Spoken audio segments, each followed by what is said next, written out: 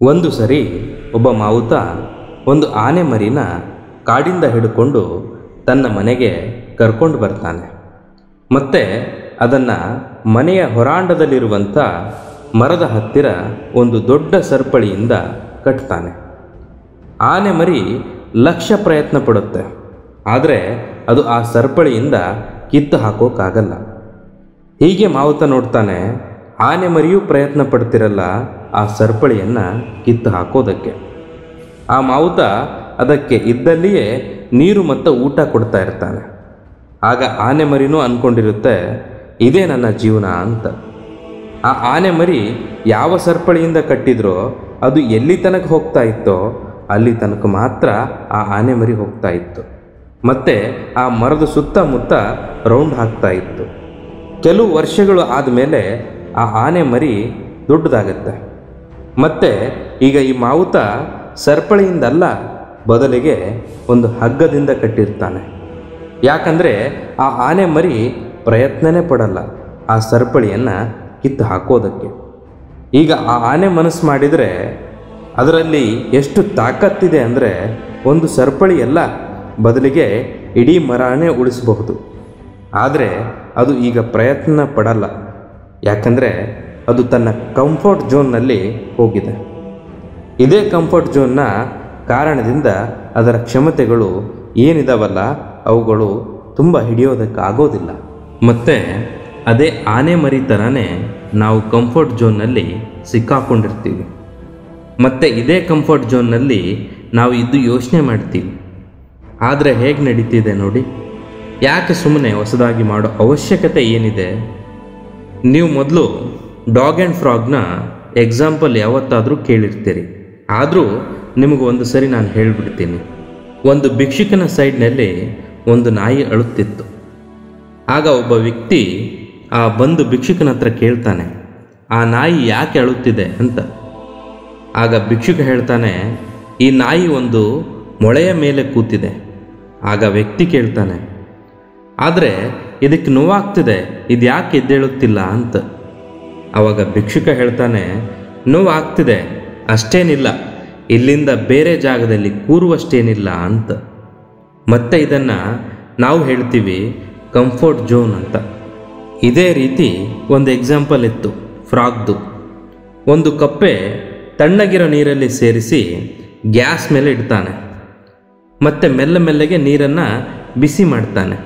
ಮೊದಲಿಗೆ ಆ ಕಪ್ಪೆಗೆ ತುಂಬ ಮಜಾ ಬರ್ತದೆ. ಆದರೆ ನೀರು ಇನ್ನು ಸ್ವಲ್ಪ ಬಿಸಿ ಆಗ್ತದೋ ಆಗ ಆ ಕಪ್ಪೆಗೆ ಸೆಕೆ ಆಗೋದಕ್ಕೆ ಶುರುವಾಗ್ತದೆ. ಆ ಕಪ್ಪೆ ಮನಸ್ಸು ಮಾಡಿದರೆ ಅಲ್ಲಿಂದ ನೆಗೆದು ಆಚೆ ಬರಬಹುದಿತ್ತು. ಆದರೆ ಆ ಕಪ್ಪೆ ಕಂಫರ್ಟ್ ಝೋನ್ನಲ್ಲಿ ಸಿಗಾಕೊಂಡಿತ್ತು. ಆದರೆ ಅದು ಯೋಚನೆ ಮಾಡ್ತದೆ, ಸೆಕೆ ಕಾಣ್ತಿದೆ, ಆದರೆ ಅಷ್ಟೇನಿಲ್ಲ, ಸಾಯುವಷ್ಟೇನಿಲ್ಲ ಅಂತ. ಕೆಲವು ಸಮಯದ ನಂತರ ನೀರು ಕುದಿಯುತ್ತೆ. ಈಗ ಕಪ್ಪೆಗೆ ಇಷ್ಟ ಆದರೂ ಆ ನೀರಿಂದ ಹೊರಗೆ ಬರೋಕ್ಕಾಗಲ್ಲ. ಮತ್ತು ಸ್ವಲ್ಪ ಹೊತ್ತಲ್ಲಿ ಆ ಕಪ್ಪೆ ಸತ್ತು ಹೋಗ್ತದೆ. ಆ ನಾಯಿ ಮತ್ತು ಕಪ್ಪೆ ಥರನೇ ನಾವು ಇದೇ ರೀತಿ ವೆಯ್ಟ್ ಮಾಡ್ತಾ ಇರ್ತೀವಿ.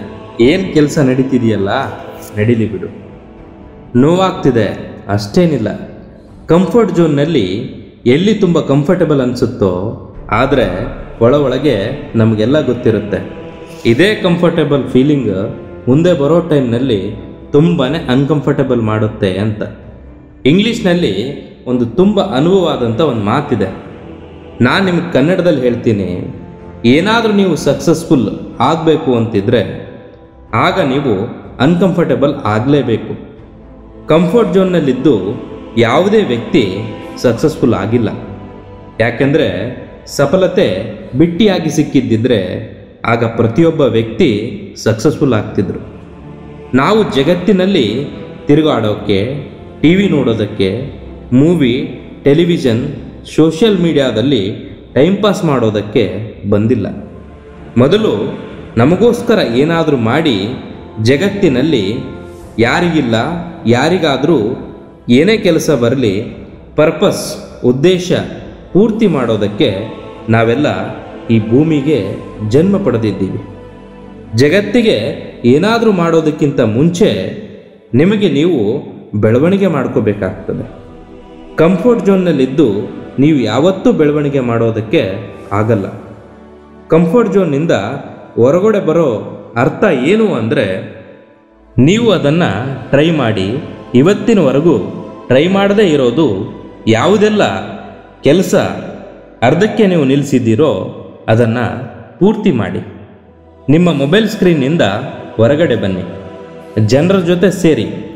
ಯಾರು ನಿಮ್ಮನ್ನು ಬೆಳೆಸ್ತಾರೋ ಅಂಥವರಿಂದ ನಿಮಗೆ ಫೀಲ್ ಬೆಸ್ಟ್ ನಾಲೆಜ್ ಸಿಗುತ್ತೆ. ಆಗ ನೀವು ಬೆಳವಣಿಗೆ ಆಗ್ತೀರ.